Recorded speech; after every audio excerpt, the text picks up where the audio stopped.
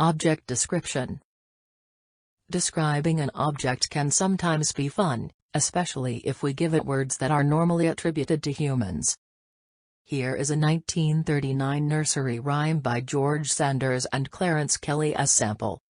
I'm a little teapot, short and stout, here is my handle, here is my spout. When I get all steamed up, hear me shout, tip me over and pour me out.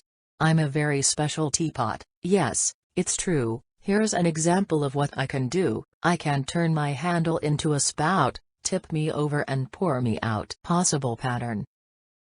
I am. Name of object. Descriptive adjective and another adjective. Here is my. A part of the object. Here is my. Another part of the object. Or I have an. A part of the object. I have an. Another part of the object. You can add as many parts of the object as you wish using also or to. When or if you. Verb. I. Verb. And.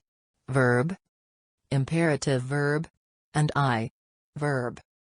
You can add as many descriptive lines as you wish. You can finish with these 2 lines or invent your own 2 closing lines. It's true. That's what I can do. It's your turn to start describing things. Make your description funny by attributing human qualities or characteristics to objects.